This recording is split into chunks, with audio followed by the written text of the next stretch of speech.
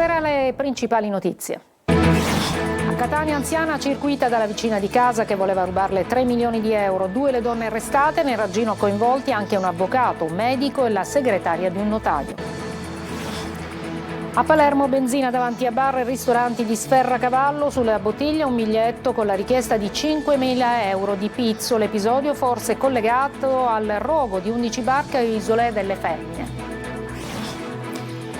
Aumenti tari, in Sicilia costi sempre più alti. Catania è la più cara d'Italia. L'amministrazione comunale dice il dato risente dei conferimenti illeciti dai comuni limitrofi. Un papà e sua figlia Flora di 4 anni, originari di Caltagirone, bloccati in Iran senza documenti della bimba e senza più notizie della madre. Ad Agrigento o a San Leone è crollata di nuovo la pista ciclabile. Mariamico punta il dito, dice servono subito gli interventi annunciati da Regione, Genio Civile e Comune.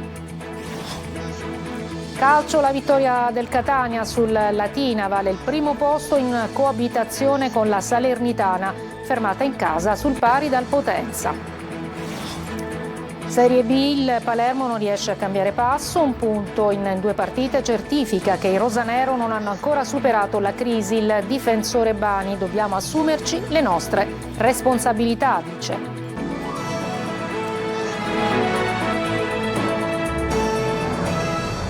Eccoci, buonasera. E dunque a Catania un'anziana è stata circuita dalla vicina per sottrarle 3 milioni di euro. 2 le donne arrestate, le indagini avviate dopo la segnalazione di un istituto bancario su movimenti sospetti hanno permesso di ricostruire un piano criminale con molti professionisti coinvolti. Roberta Lunghi. Una trama criminale con al centro una vittima, una donna di 85 anni con un patrimonio bancario da 3 milioni di euro. Ingannata, convinta a isolarsi, a chiudersi in casa, a non rispondere al telefono, impossibilitata a ricevere persino la posta che veniva consegnata all'unica figura divenuta riferimento per l'anziana, quella fioraia, 65enne, vicina di casa, che con grande capacità è riuscita a diventare per la donna una persona di fiducia. Con le accuse di circonvenzione di incapace e tentata appropriazione indebita pluriaggravata sono state arrestate dalla polizia di Catania 2 donne di 65 e 54 anni, coinvolti nel progetto criminale di trasferire i beni dell'anziana in altro istituto di credito, anche la figlia della fioraia arrestata e una serie di professionisti che hanno aiutato la donna. Tra questi un avvocato 54enne con il compito di curare il trasferimento del patrimonio della vittima. Fondamentale il contributo di una segretaria di uno studio notarile catanese che ha fatto redigere un nuovo testamento dell'anziana. La 65enne, su suggerimento della stessa segretaria dello studio notarile, avrebbe cercato di ottenere anche un certificato da un medico compiacente, attestante la capacità di intendere e di volere dell'anziana, che invece appare affetta da patologie che la limitano. Ad attivare le indagini la segnalazione alla questura di Catania dei funzionari di un istituto bancario del capoluogo etneo che hanno notato movimentazioni sospette ai danni della donna. All'anziana vittima è stato nominato un curatore che provvederà alla sua assistenza. Ci spostiamo a Palermo, dove benzina davanti a bar e ristoranti di Sferracavallo e sulla bottiglia un biglietto con la richiesta di 5.000 euro di pizzo. L'episodio forse collegato anche al rogo di 11 barche a Isola delle Femmine. Marco Gullà. Un gesto sprezzante, plateale. I titolari di 5 esercizi commerciali della borgata di Sferracavallo a Palermo questa mattina hanno trovato bottiglie di benzina davanti alle saracinesche. L'episodio ha coinvolto il bar del Golfo, la trattoria Temptation, i ristoranti Il Gracale e il Delfino e un tabacchi. Come vedete dalle immagini, nelle bottiglie di benzina c'è anche un'etichetta, o meglio un messaggio in vista del Natale con scritto 5.000 euro. La polizia scientifica ha effettuato i rilievi, ha acquisito i filmati dei sistemi di videosorveglianza. Le immagini mostrerebbero alcuni giovani scendere da auto con il volto coperto da cappucci e sacchetti con bottiglie di benzina lasciate poi davanti ai negozi. Brutta situazione che è da vivere sia da abitante che comunque da attività come prima cosa. Come seconda cosa è un atto proprio che è indegno, ecco. Cosa che è proprio da film più che altro, surreale, ecco. Uno non ci crede veramente a guardarlo. Io solo nei film le ho viste queste cose, mai viste nella realtà. Gli investigatori stanno verificando collegamenti tra questo episodio e l'incendio avvenuto sempre la scorsa notte nel rimessaggio di Isola delle Femmine con 11 imbarcazioni danneggiate. I vigili del fuoco sono stati impegnati per ore con diverse squadre per spegnere l'incendio e limitare i danni. Restiamo a Palermo, torniamo ad occuparci dell'aggressione allo skate park di Bonagia e caccia agli autori del pestaggio e ci si interroga anche sulla sicurezza in centro ed in periferia. Sentiamo Torino De Mana.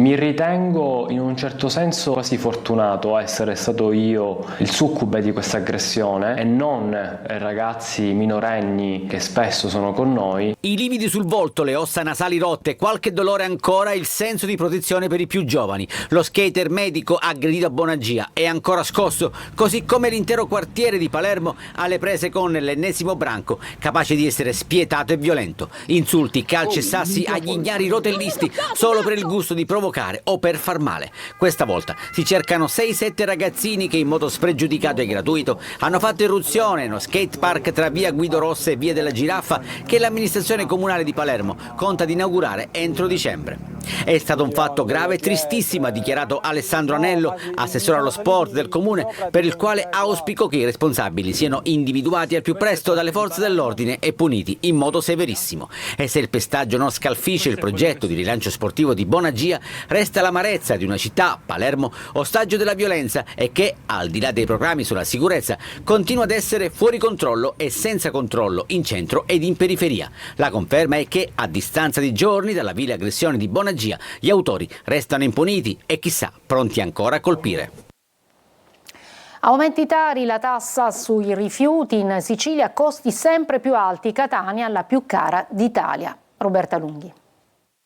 Si conferma Catania, il capoluogo italiano con il più alto importo della Tari, la tassa per i rifiuti, 602 euro annui, in crescita rispetto ai 594 euro del 2024 e a fronte di una media nazionale di 340 euro. Il rapporto è dell'Osservatorio Prezzi e Tariffe di Cittadinanza Attiva, che considera una famiglia tipo composta da 3 persone e una casa di 100 metri quadri. Tutta la Sicilia resta tra le regioni con la Tari più elevata d'Italia. Nel 2025 le famiglie siciliane hanno speso in media 402 euro, con un aumento del 3,1% rispetto al 2024, un dato che colloca la regione al terzo posto nazionale, subito dopo Puglia e Campania.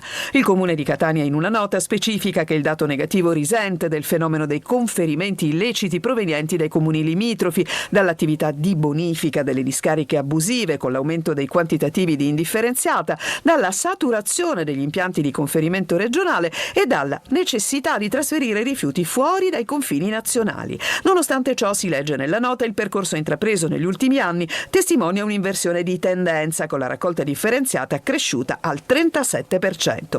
L'isola comunque sulla percentuale della differenziata si ferma, secondo l'ultimo rapporto ISPRA, al 55,2%, il punto più basso in Italia. E c'è una bambina italiana, Flora, 4 anni, bloccata in Iran con suo papà, entrambi originari di Caltagirone, perché la madre si rifiuta di consegnare loro i documenti per viaggiare. Sentiamo Eva Spampinato. Allo Stato italiano, alle autorità di aiutarci. L'appello di papà Andrea ha fatto il giro del web e soprattutto è arrivato all'attenzione della Farnesina e del consolato italiano a Teheran. Lui e la sua piccola Flora, 4 anni, cittadina italiana con doppio passaporto, stanno vivendo un incubo, intrappolati in Iran, senza documenti della piccola e senza più notizie della madre. C'è una novità importante ed è quella, con una relazione che attendiamo dal consolato, si recherà il mio assistito presso la sede per poterlo ottenere, ad adire il Tribunale di Roma competente in questo caso a poter ottenere in casi di urgenza come questo un provvedimento. Andrea Papale viveva a Londra, si era sposato e lavorava come infermiere. 2 anni fa la decisione di separarsi in modo pacifico. Lui torna in Italia, nel suo paese, a Caltagirone, lei torna in Iran. Inizia il percorso legale. Andrea periodicamente va in Iran per vedere la bambina in attesa dell'udienza già fissata per gennaio dal Tribunale di Caltagirone per decidere sull'affidamento.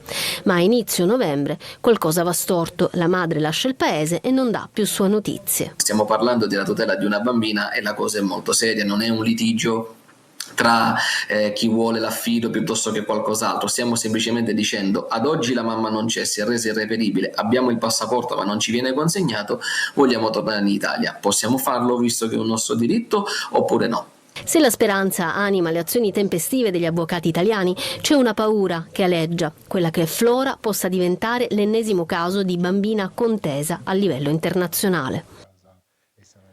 Sospesi tutti gli atti per l'aggiudicazione del bando dei Seus 118 per la selezione di autisti e soccorritori, una decisione imprescindibile in attesa delle determinazioni dell'autorità nazionale anticorruzione sulla gara. Lo annuncia l'assessore regionale alla salute Daniela Faraoni.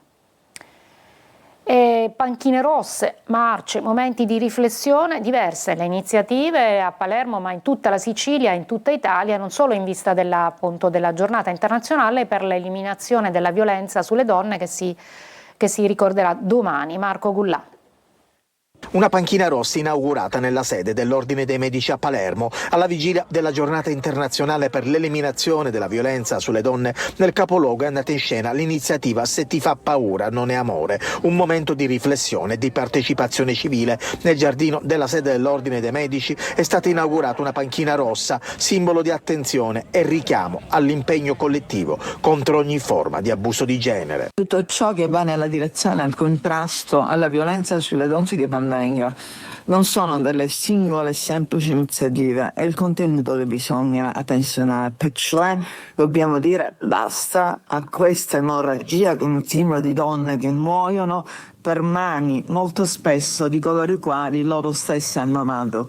Quindi bisogna mettere un punto, non ci fermiamo, non aspettiamo il 25 di novembre per attenzionare il fenomeno, dobbiamo attenzionarlo costantemente. Sempre nel capoluogo, in vista del 25 novembre, si è svolta Palermo in rosa, una passeggiata con migliaia di persone che hanno percorso i circa 3 chilometri del tracciato con partenza e arrivo in Piazza Verdi. Palermo, come tante altre città, ha subito l'onta, la violenza, la tracotanza del femminicidio, che è uno dei reati più odiosi, perché è la degenerazione di un amore malato. La Procura di Siracusa ha rinviato a giudizio 3 persone ritenute responsabili della morte atroce della cagnolina timida legata sui binari e travolta da un treno. Ad annunciarlo in una nota la Lega Antivivisezione ad aprile 2025, spiega appunto la LEAL, un uomo ha incaricato con un compenso di 350 euro un 48enne di sgomerare un ricovero per cani di un quartiere e una colonia felina allo scopo di rendere più confortevole l'area antistante la propria struttura ricettiva. Quest'ultimo a sua volta aveva incaricato un giovane di eseguire il crimine. Gli animali erano seguiti dalle associazioni Leal e Balzu ed è proprio grazie al loro impegno delle volontarie che si sono raccolti elementi indispensabili alle indagini, come la confessione di uno dei rei. La Lega Antivivisezione invoca ora pene esemplari. Breve pausa e poi andremo ad Agrigento, dove è crollata per l'ennesima volta la pista ciclabile.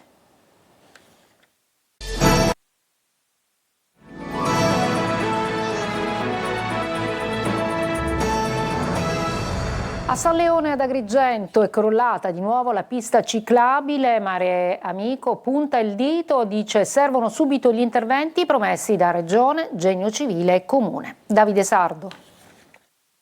La natura non aspetta e alla fine presenta il conto. È crollata nuovamente la pista ciclabile di San Leone, un epilogo annunciato, l'ennesima vittima dell'erosione costiera che continua a divorare metri di litorale. Le mareggiate di questi giorni hanno fatto saltare gli ultimi fragili equilibri, aprendo un nuovo varco che ora mette seriamente a rischio anche l'asfalto del viale delle Dune. Un danno prevedibile, evitabile secondo gli esperti, se solo si fosse intervenuti con decisione sulla protezione del fronte mare. Da anni le associazioni ambientaliste chiedono barriere e opere di contenimento per spezzare la forza delle onde. Tra le voci più attive quella di Claudio Lombardo, referente di Mare Amico Agrigento, che torna a lanciare un appello durissimo. Senza interventi in mare, dice, tutto ciò era scritto. Adesso servono subito le opere annunciate dalla Regione, dalla Genio Civile e dal Comune. Non si può più aspettare. Intanto a San Leone i cittadini assistono impotenti all'ennesima ferita inferta alla costa. Una costa che ancora una volta dimostra che la natura vince sempre. Messina e il cinema, un binomio che funziona. Alle Olie si è girato per il film Avatar. Francesco Triolo. Da Omero a Cervantes si ha l'animazione futuristica della Disney. Il territorio messinese si riscopre location cinematografica d'eccezione. Nei mesi scorsi sono state girate alle Isole Olie diverse scene dell'Odissea, il capolavoro di Christopher Nolan con Matt Damon nei panni di Ulisse, in uscita il prossimo anno. Al comune sono state presentate invece le scene iniziali del Don Quixote di Fabio Segatori, ambientato nella Messina del 1571 e che sarà proiettato nelle sale nel 2026. È un set totalmente ricostruito perché la Messina del 1571, di quella Messina non c'è più nulla. Quindi abbiamo dovuto fare uno studio filologico durato mesi e mesi e con uno staff di tecnici che ha ricostruito in 3D la Messina del 1571. È stato un lavoro molto intenso e molto appassionante e i risultati li vedrete sul grande schermo. Dal 17 dicembre invece sarà nelle sale il terzo capitolo della saga Avatar di James Cameron e protagonista sarà Stromboli, l'isola che sembra nascere dal cuore del Mar Tirreno e che è stata scelta dalla Disney come uno dei volti di Pandora. La scelta di Stromboli non è affatto casuale, il suo vulcano sempre attivo, i paesaggi scolpiti dalla lava e le notti che brillano sotto un cielo senza filtri naturali offrono un'atmosfera che sembra già uscita da un'altra dimensione. Ben vengano questi tipi di attività che non servono solo ad attrarre ma anche a fare conoscere cultura, turismo, cinematografia, sono binomi che secondo me in Sicilia possono camminare. Una breve pausa, il calcio, bene il Catania, ancora qualche crisi per invece il Palermo.